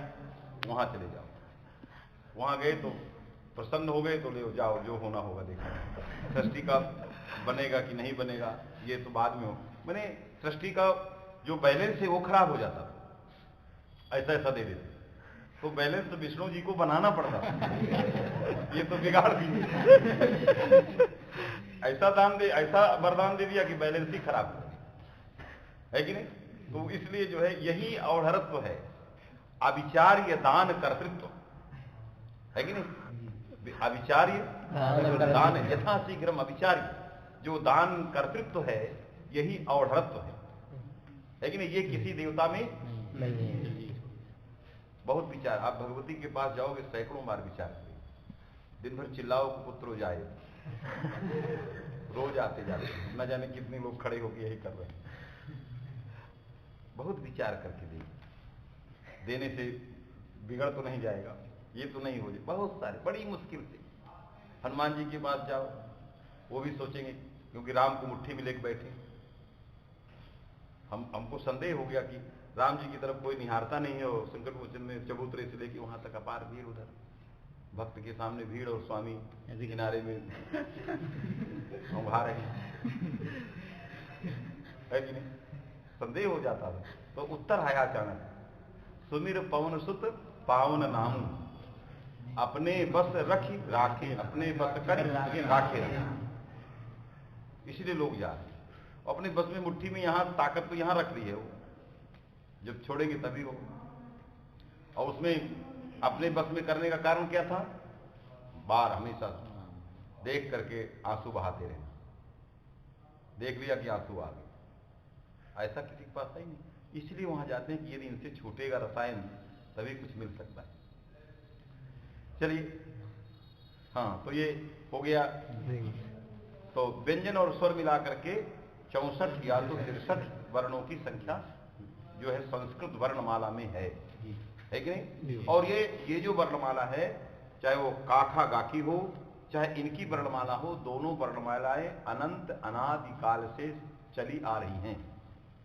सृष्टि के पूर्व भी रहे, सृष्टि के बाद भी रहेंगी, है कि नहीं? सृष्टि के पूर्व थी, ये श्रीमद् भागवत के 9 स्कंद के 9 अध्याय का 3रा या 4था श्लोक है, जो सृष्टि के पूर्व वर्णमाला का संकेत कर रहा है कि नहीं? अर्थात ब्रह्मा जो है प्रादुर्भूत हो गए हैं, पूरी सृष्टि में जलमग्न, और कमल नाभि में बैठे हुए ब्रह्मा विचार कर रहा है। सह चिंतयन, वेदव्यास लिखते हैं, सह ब्रह्मा चिंतयन, सोच रहा है क्या करूं, मुझे क्यों यहां बुलाया गया? पूरी सृष्टि प्रलय युक्त है, जल में भरी हुई है कि नहीं? तो सह चिंतयन द्वयक्षरम एकदा अंभस्य उपासरणो, जब वो चिंतन कर रहा है तो एक बार क्या किया? 2 अक्षरों को अंभस्य माने जल में सुना, 2 अक्षर सुनाई दिए, है कि नहीं? माने सृष्टि के पहले भी थे, सृष्टि के बाद भी रहना है। क्या सुना? स्पर्शे सुयत षोडशम, स्पर्श संज्ञक वर्णों में 16वां, एक विंशम 21वां, ये 2 अक्षर सुना। तो 16वां कौन? सा, और 21वां ये कहा, सुन लिया कि मेरा काम तब करना है, क्योंकि पूछ रहा था मैं क्या करूं, तो सुन लिया ये तुम ये करो। तो कादेव मावसाना स्पर्शा नहीं रहता तो कैसे स्पर्शे षोडशम? मने वेद व्यास जी भी कादेव मावसाना पढ़ के पंडित हुए। यदि ये नहीं होता कादेव मावसाना स्पर्शा, तो स्पर्शी षोडशम एक विंशम ये कहां मिलते? स्पर्श संज्ञक में 16वां 21वां। तो ये कादयो मावसाना काखा गा से मां तक के कादी और मावसानत्व, तो इस प्रकार का इसमें नहीं है। अयुण में कादित्व मावसानत्व, अयुण में झूड़ेगा एक विंशम और 16वां तो मिलवे नहीं करेगा, हैवरट से शुरू हो रहा। तो इसमें कादित्व मावसानत्व आयोगात, नागेश ने लिख दिया, इसमें कादित्व मावसानत्व का आयोग है, न इसमें कादी है न मावसान है, इसलिए ये यहां नहीं लगे। तो इसलिए क्या पकड़ना पड़ेगा? काखा गा। इसका मतलब यह अयुण के समानांतर ये भी वर्णमाला चल रही है, उसी के समकाल से ये भी चल रही है, ये भी अनादि है। इसलिए पाणिनि ने चौकू कुछ चुटू सब में ये इसका भी उपयोग किया, माने काखा गा का भी पाणिनि ने भरपूर उपयोग किया। चौकू में चूकू क्या है? चवर नहीं रहता तो कैसे सब पढ़ते? तो इसका पाणिनि ने भरपूर किया, और भगवान शिव के द्वारा उपदिष्ट जो वर्णमाला थी उसका भी उपयोग किया। बात समझे कि नहीं? तो इसलिए ये जो है अनंत अनादिकाल से ये वर्णों की परंपरा चली आ रही है। तो इसलिए वहां लिख दिया बहुत सारे ऐसी बातें, क्योंकि मैं पाठ कर रहा हूं तो मैं देख रहा हूं 80% 90% में अर्थ लगा के चलता हूं। तो समझिए कि पाठ कर रहा हूं तो देख रहा हूं कि कितने सिद्धांत आए हुए हैं। एक बात यदि उसको छांटा जाता तो राजेश्वरानंद की पीएचडी आज ही हो जाती आज ही हो जाती, इतना मिला। हम लोग दोनों कर रहे थे तो नहीं मिल रहा, ये ढूंढ खिलाते थे, अंड कबंड हो रहा, प्रत्याहार ले आए। लेकिन अब मैं देखा कि हर बहुत जगह मिला हुआ है, बहुत जगह क्या क्या बातें उसमें लिख गई। हर दर्शन के विषय व्याकरण का तो बहुत ज्यादा समझ में आता है कि नहीं। तो इसलिए आयुण लिख ये वर्ण हो गए। और व्यंजन में चले, इनके अनुसार व्यंजन में तो हकार को दो, आप आगे पढ़ोगे तो मिल ही जाएगा। सर्वे वर्णा सकृत उपदिष्ठा हकार द्वय उच्चारण किम प्रयोजनम, तो सारे प्रत्याहार वो आगे सब मिलेंगे। ठीक, आगे बढ़िए। इति माहेश्वराणी तो ये वाक्य हो गया। यह वाक्य दीक्षित जी का है कि नहीं। दीक्षित जी ने यहाँ से शुरुआत कर रहे हैं।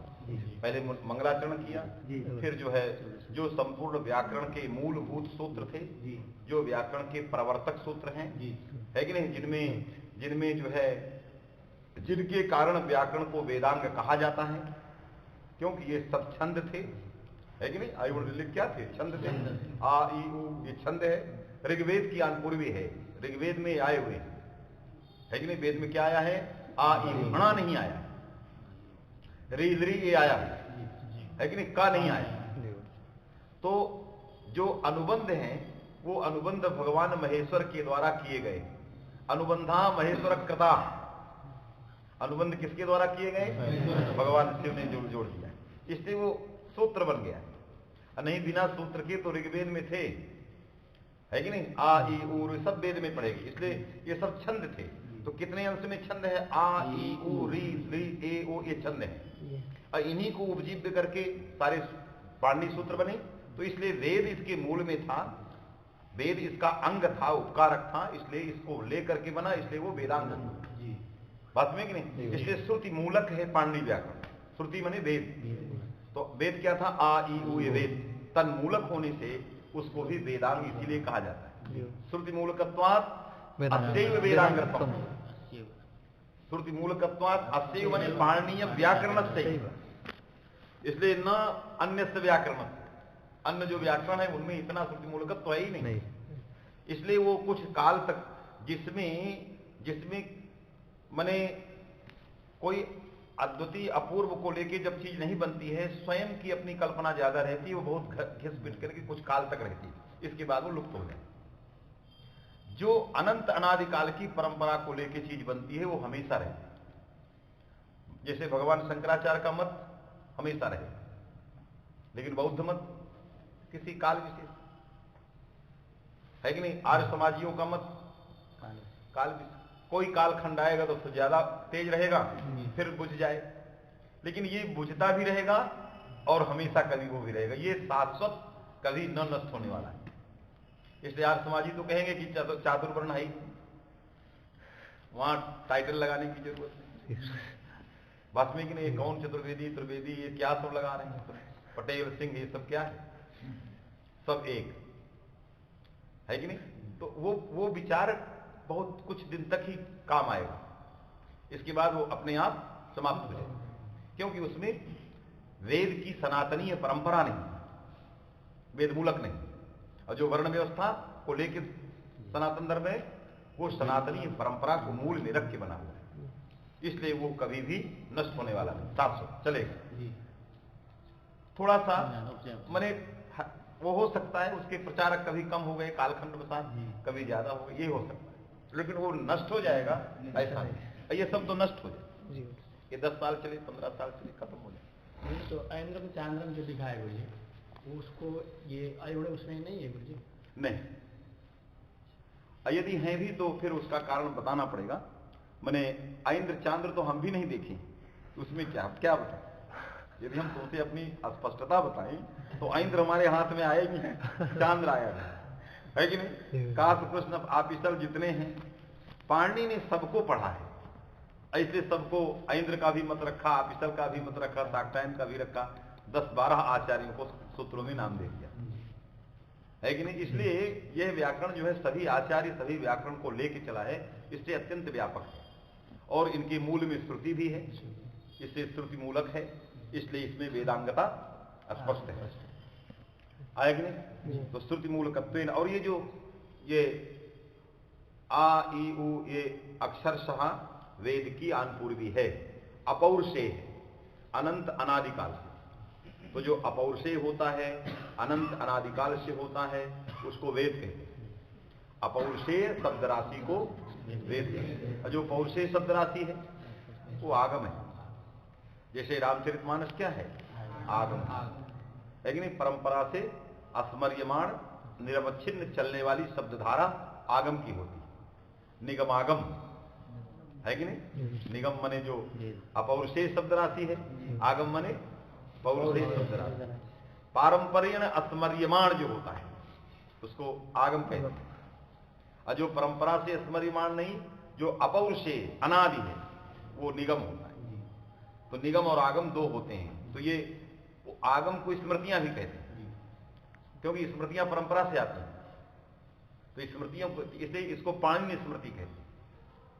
क्या कहते हैं इसको? पाणिनि के द्वारा बनाया गया आगम है, इसलिए स्मृति है।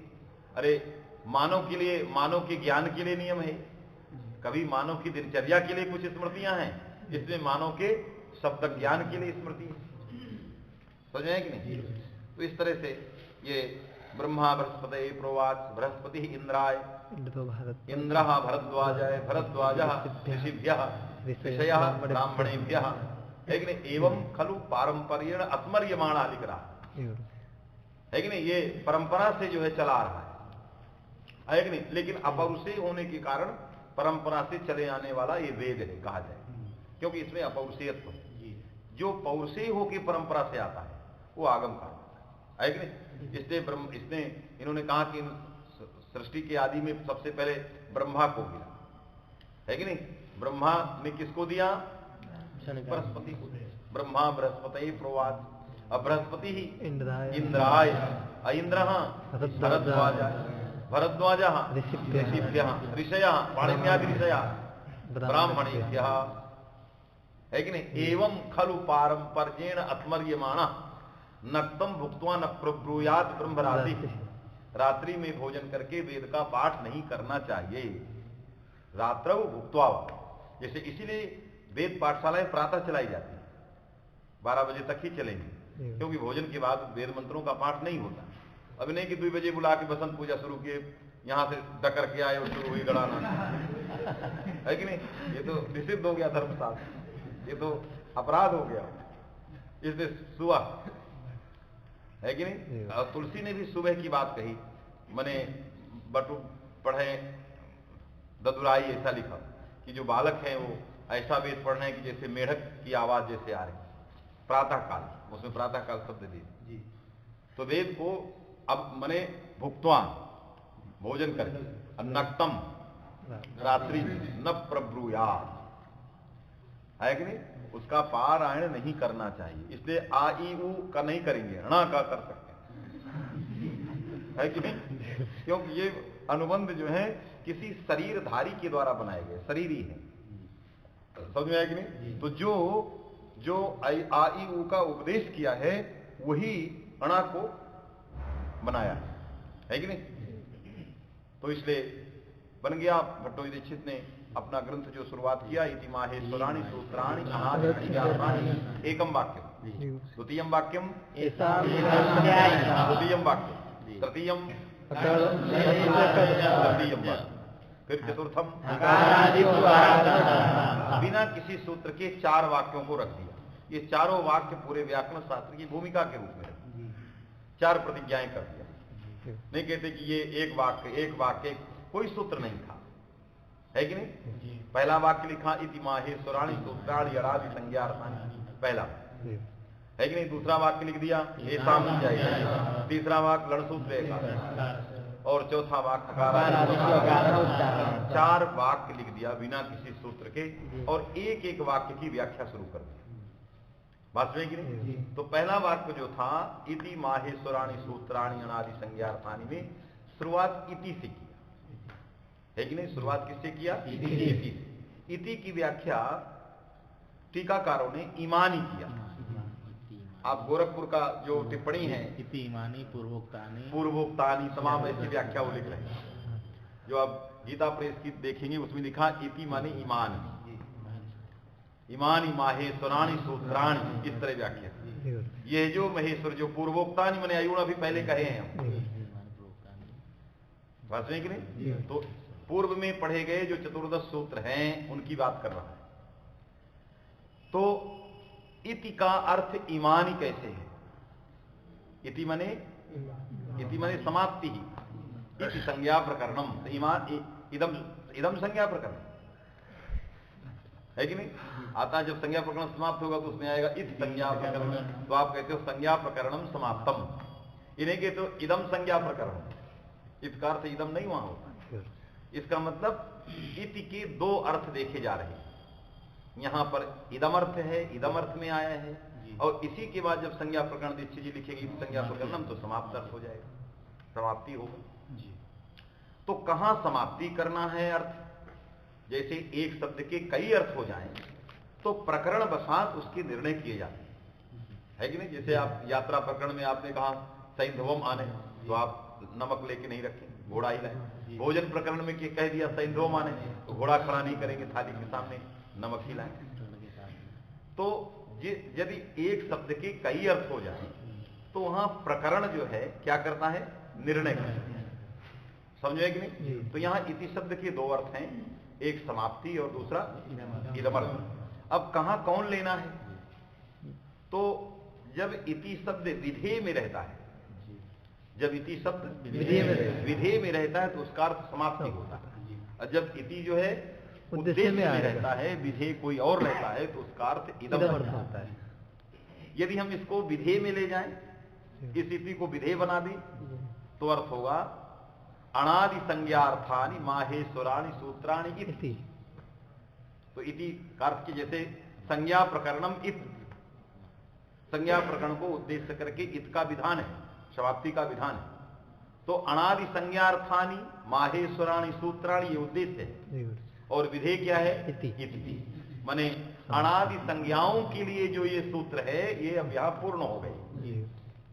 समझ में आया कि नहीं? ये अर्थ, लेकिन यह अर्थ प्रकरण से प्राप्त नहीं, क्योंकि इसकी पूर्णता नहीं, इसकी तो शुरुआत करनी है।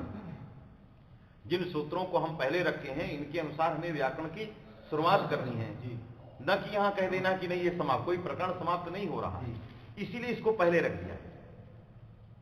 इसलिए क्या किया?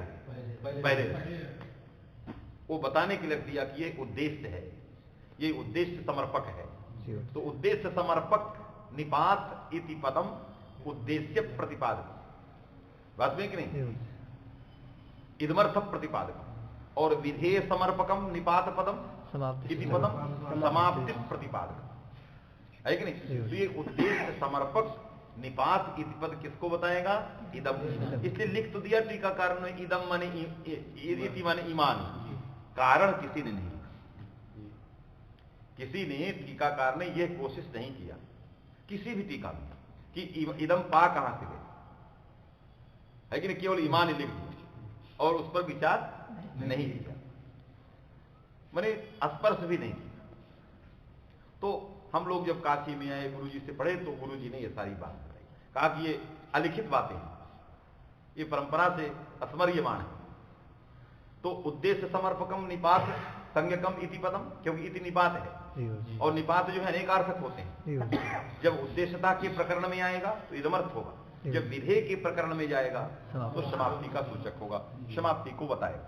बात सुनिए कि नहीं? अब हम समाप्ति में ले जाएंगे तो हमारा प्रकरण विच्छिन्न हो जाएगा, नया वाक्य हमारा शुरू नहीं होगा। ऐसा मंत्यायिता ये उसके साथ इसका संबंध नहीं रह जाएगा। वो ऐसा मंत्यायिता अचानक कैसे कह देगा? पहले तो कुछ बताएगा कि कहा इस संज्ञा क्या। तो इस वाक्य का, प्रथम वाक्य का ऐसा मंत्यायिता के वाक्य के साथ संबंध ही खत्म हो जाएगा। इसलिए इति को विधेय में नहीं ले जा सकते, कहां रखेंगे? उद्देश्य में रखेंगे। तो इति का अर्थ हो गया ईमानी, है कि नहीं? ईमानी माहेश्वराणि सूत्राणि। माहेश्वर की व्याख्या सभी ने किया, महेश्वराद आगता तथा आगता प्रत्यय है कि नहीं? आगतानि मने प्रसादान लब्धानि लिख रहे हैं, निर्गतानि न निर्मितानि, अन्यथा वेदत्व हानि। यदि ये व्याख्या लिख देते महेश्वरात निर्मितानि, तो फिर क्या हो जाता? वेद नहीं कहे जाते, क्योंकि पुरुष महेश्वर निर्मित हो गए, पौरुषे हो गए। इसलिए सभी व्याख्याकारों ने यहां होशियारी की है, महेश्वरात महेश्वर प्रसादात लब्धानि, महेश्वर की कृपा से प्राप्त है, बनाया उन्होंने नहीं।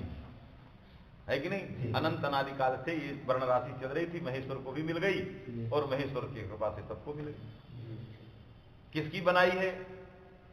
किसी ने नहीं बनाया, है कि नहीं। इसी में तो वैज्ञानिक सब चमत्कृत है कि अरे कहते हैं, वो कहते हैं पौरुषे है, खोजते रहे, खोजो जाकर। माने जो बेवकूफ होगा वही कहेगा रावण के दादा का दादा का दादा का नाम, माने बेवकूफ। जो जिसके पास कोई ज्ञान नहीं होगा वो क्या पूछेगा? आप पंडित हैं तो आप रावण की पिताजी के पिताजी के पिताजी का नाम है, तो हम क्या आप ही बताइए आपके पिताजी के पिताजी के पिताजी का क्या नाम है? तो जब आप अपना नहीं जान सकते तो दूसरे का क्या जानो? तो ये बेवकूफी का लक्षण है जब आप इस तरह की बात करें, पिताजी पिताजी पिताजी। वास्तव में क्या है, आपको रावण कौन है और उसके पिताजी कौन है लिखा हो तो ये जान लो, इतिहास क्या करोगे अंधपंड जान। तो यहां पर महेश्वर निर्मित नहीं है, महेश्वर प्रसादात लब्ध है, इसलिए अपौरुषे। तो हम लोग परंपरा से अपौरुषे सुनते आए, किसने बनाया इसकी चर्चा नहीं करना है बस, क्योंकि इसकी चर्चा में गए तो न जाने कितने जन्म बीत जाएंगे इसी में खोजने, और जो हमारा असली काम है वो खत्म। हम आए थे पढ़ने के लिए तो हम खोजने लगे इनको बनाया कौन। अरे हमें मिल ही जाएगा कि कौन बनाया, तो क्या करोगे यदि 4 जन्म लेने के बाद मिल गया कि देवदत्त ने बनाया, बैठो देवदत्त को लेकर। समझ में आएगी। इसलिए ये सब परंपरा में मत जाओ, बस ये पौरुषे नहीं है। जो इसकी खोज कर रहे हैं न जाने कितनी बार वो गए, चढ़ गए और बीचे में टूट गए, विमान मर गए। अनुभव करो, वो जाते हैं सूर्य का पता लगा, हम बड़े आश्चर्य में। और वो जूही चावला कौन गई वहां, कल्पना चावला गई और बीच में मर गई, अपनी जिंदगी खराब कर। क्या मिला उसको, क्या लेके आई? बहुत करो, कहे हम मिट्टी देख लिए वहां लाल रंग की मिट्टी। अरे जो हमारे शास्त्रों में चंद्रमा ग्रहों का वर्णन उसको पढ़ लो, वहां जाने की कोशिश मत करो। भागवत पढ़ो, 9 वर्ष बताए गए, भारतवर्ष के साथ 8 वर्ष और हैं। पढ़ो उसको जाके, सब जितनी नदियां सबका तो वर्णन किया है। और धरातल, भारतवर्ष धरातल का, धरातल में पहले पढ़ो, वहां मत जाओ, है कि नहीं। नहीं तो नीचे जाओगे, पहले तल वितल पताल सुतल, क्या वहां दिया है? अतल वितल, सबसे अंतिम में पताल ही है, सबसे लास्ट में पताल। इसके बीच बीच बीच बीच बीच और बड़े हुए, असम में एक आदमी वहां बैठे हैं। तो इसलिए ये सब प्रकरण में जो जा रहे हैं वो बीच में मर जा रहे हैं कुछ। ये ईश्वर प्रदत्त जब कोई शरीर होगा तभी जा सकता है। सामान्य मानव किसी यंत्र में बैठ के कितना सफर करेगा? ये जितने बनाए गए सब ईश्वरीय शक्तियां हैं। आपका शरीर ईश्वरीय शक्ति से संपन्न हो जाएगा तो आप आंख बंद किए पहुंच गए, है कि नहीं। जैसे विभीषण जो है लंका से चला और बिना पुल के चला आया इधर इस पार राम जी के पास। कोई समुद्र में पुल थोड़ी बना था, और राम जी को जाने के लिए पुल बनाना, अब विभीषण पहले चला बिना पुल का चला।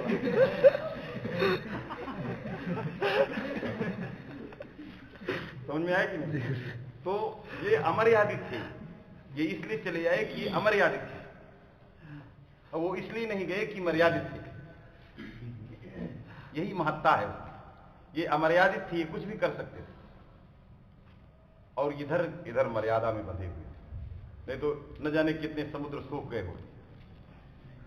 यदि सक्रिय प्रदर्शन करना होता तो पुल की जरूरत नहीं थी, और पुल भी उससे पूछ करके, मर्यादा में बने उससे पूछ के भाई तुम ही बताओ हम कैसे जाएं।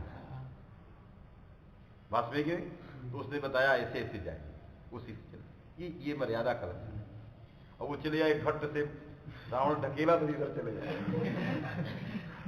न कोई पुल और आकाश मार्ग थे, उनके पास विद्या थी, मायावी थे, सब अमर्यादित रहते थे। तो यही अंतर होता है। तो महेश्वर प्रसादात् अर्थानि सूत्राणि किमर्थानि अनादि संज्ञा। ये अनादि संज्ञा अर्थानि विधेय है, और उद्देश्य क्या है? माहेश्वराणि सूत्राणि, यहां तक उद्देश्य है।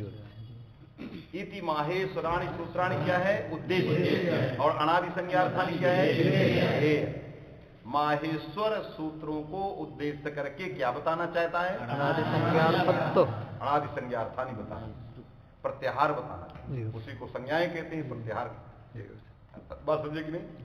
अनादि संज्ञार्थानी में अनादि संज्ञा अर्थ प्रयोजनम एसाम तानि, अनादि संज्ञा अर्थ प्रयोजन एसाम सूत्राणाम तानि सूत्राणि, है कि नहीं? अथवा अनादि संज्ञाभ्य इमानि, ये सब छोड़ो, गीता प्रेसकार ने लिख दिया अनादि संज्ञा अर्थ प्रयोजनम एसाम तानि, सभी टीकाकार लिख रहे हैं। अनादि संज्ञा अर्थानी का समास लिख रहे हैं, आप देखोगे वहां सब मिल जाए, सब लिख रहे हैं अनादि संज्ञा अनादि संज्ञा अर्थ प्रयोजनम एसाम तान, ये सब लिख रहे हैं। माने अनादि संज्ञा अर्थ प्रयोजनम एसाम तान, ये लिख रहे हैं। ये कौन समास हो गया? बहुव्रीहि, है कि नहीं? ये समास की अपेक्षा ये नई चीज क्या बताना चाहिए? अनादि संज्ञाभ्य ईमान, बस ये कुछ नहीं। जैसे हम कहते हैं द्विजार्था, वे समास बोलो, द्विजाय अयम, तो हो गया द्विजार्थ।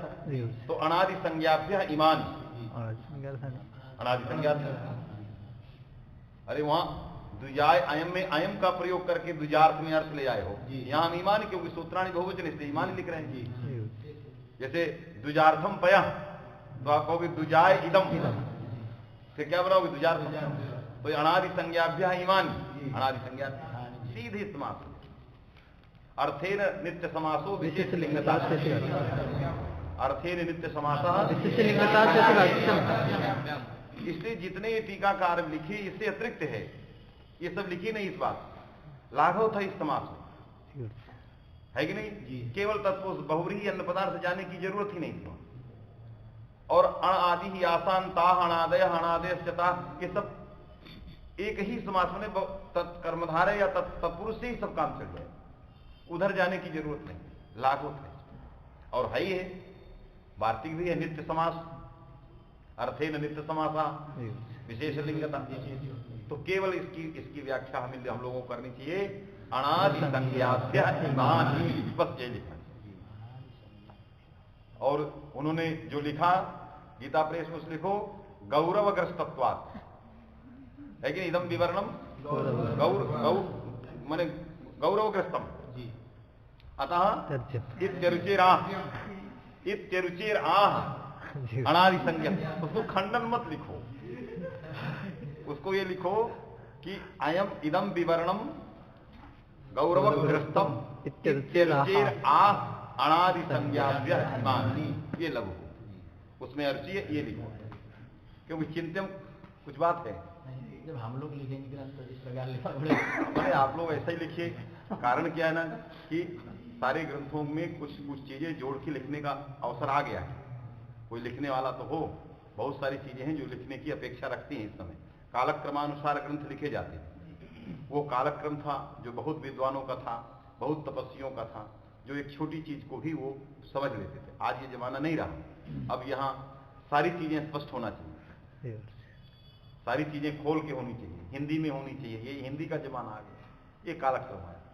तो अनादि संज्ञाभ्य ईमानि अनादि संज्ञार्थानि अर्थेन नित्य समासो विशेष लिंगता, तो बन गया, उद्देश्य हो गया ईमानि माहेश्वराणि सूत्राणि उद्देश्य दलम अनादि संज्ञार्थानि विधेय दलम। समझ में आएगी? अनादि संज्ञाओं के लिए ये सूत्र हैं। अनादि संज्ञाएं क्या हैं? तो उसके लिए आगे का वाक्य बोल रहा है। अनादि संज्ञाओं को बताने के लिए वाक्य बोल रहा है। ऐसा मंत्यायिता है, किसके लिए बोल रहा है? अनादि, क्योंकि इतना ही होगा तो अनादि संज्ञाएं बनेगी कैसे? इसलिए यह वाक्य, इस वाक्य की अपेक्षा वो रख रहा है। कथम अनादि संज्ञा नाम विवरणम, जब अनादि संज्ञाओं के लिए सूत्र है तो अनादि संज्ञा कथम सिद्धा भविष्यति, कथम तस्या ज्ञानम भविष्यति संज्ञाया, तो उसके लिए लिखना है इति आकांक्षायाम इस आकांक्षा से दूसरा वाक्य। फिर ऐसा मंत्यायिता से गतार्थ हो जाए लड़सूत्र या कारस्य। अलग से क्यों वाक्य लिख रहे हो? तीसरी प्रतिज्ञा क्यों लिख रहे हो कि ऐसा मंत्यायिता? अरे अयुण लिख जब करते हो तो क्या ई आदि में है? आदि में तो आ बैठा है, लेकिन जिस समुदाय की विवक्षा करते हो वो आदि में है। तो जिस समुदाय को पकड़ोगे उस समुदाय में आ अंत में हो जाए। अरे एक प्रत्याहार बना तो ई आदि में है नहीं, आदि में क्या है आ, लेकिन ई को आदि में कहते हो कि नहीं? इसलिए कहते हो कि जो समुदाय तुम्हारे मस्तिष्क में बना है, ई से लेके का तक का समुदाय उस समुदाय का आदि है वो। तो इसका मतलब कि आपको समुदाय की कल्पना करनी है और उस समुदाय में आदि अंत देखना है। तो जब लड़ सूत्र वाला आ को लेकर के समुदाय बनाओगे अर्थात र बनाओगे तो र आदि में होगा, आ अंत में हो गया, तो ऐसा मंत्यायिता से काम चल जाए। ऐसा मंत्यायिता से चल गया, ये भी अंत तो है, अंत है लेकिन हल नहीं है, क्योंकि हम उन अंत्यों की संज्ञा के लिए पहला वाक्य किए जो हल हो। क्योंकि पहली प्रतिज्ञा किस सूत्र के लिए है? हलंत के लिए। और तो ये आकार अंत हो सकता है लेकिन हल नहीं, इसलिए एसाम अंत्यायिता के बाद अहलत्वात् आह लण सूत्र, क्योंकि वो हल में नहीं आता है इसलिए दूसरा वाक्य लिखना पड़ा। बात में कि नहीं? अंत तो हो जाएगा, हल नहीं, क्योंकि तत्वबोधनीकार ने अनंत्यत्वात् लिख दिया है। तत्वबोधनीकार ने क्या लिखा? अनंत्यत्वात् पृथक उक्ति लिखा तत्वबोधनी में, अनंत्यत्वात् पृथक। आपको जो तत्वबोधनी आगे के ग्रंथों में नहीं है, माने प्रतिपादित नहीं है। तत्वबोधनी का बहुत अंश अनुवाद है, लेकिन जो अनुवाद नहीं, जो इनका है, उन वाक्यों की हम व्याख्या कर देंगे जो इनका निजी है, और जो इनका नहीं है, आयातित है, कहीं से ले लिए हैं, वो सब आगे मिले। जितनी तत्वबोधनी 90% या 80% तत्वबोधनी आयातित है, किसी दूसरे का आयात कर लिया, और इतना इनका जितना है वो 10-12% है, वो हम लोग व्याख्या कर लेंगे। और जो आयातित है अन्य आचार्यों से लिया गया है, आयात निर्यात की आयातित कर लिया, तो वो अन्य आचार्यों को जब पढ़ेंगे तो सब मिल ही जाएगा, उसको पढ़ने की जरूरत नहीं। उतनी पढ़ने की जरूरत है जो इनकी है, उसको देखना है कि कितनी सच्चाई है। तो इनकी अनंत्यत्वाद इनकी है, देखा ना, अनंत्यत्वाद पृथक उक्ति, प्रतिज्ञा ना कही उसको, इन्होंने प्रतिज्ञा नहीं, प्रतिज्ञा तो हम कह रहे थे, उक्ति ये तो बाल मनोरमा कह दिया। बात समझे कि नहीं? तो अंत अनंत्यत्वात् माने अंत भिन्नत्वात्, अंत से भिन्न होने के कारण लण सूत्रे अकारश्च ये कह दिया है कि नहीं? वहां तो लण मध्य तू इत्संज्ञ का, यहां लण सूत्रे अकारश्च है कि नहीं? बात वही है। तो अकारश्च में चकार रख दिया, वही इसके लिए। तो अनंत्यत्वात् तत्वबोधनी लिखा। तो अनंत तो अंत भिन्न है, लेकिन अंत है। एक में ई अंत में था नहीं था, लेकिन आपने ई को आदि में बनाया, का को अंत में। जो समुदाय प्रत्याहारों के लिए जो समुदाय आपने बनाया, उस समुदाय का आदि और अंत लिया जाता है। यदि रा प्रत्याहार बनाओगे तो उसका अंत्य आकार है कि नहीं? इसलिए अनंत्यत्वादि ठीक नहीं था, इतने अंश में तत्वबोधनी ठीक नहीं।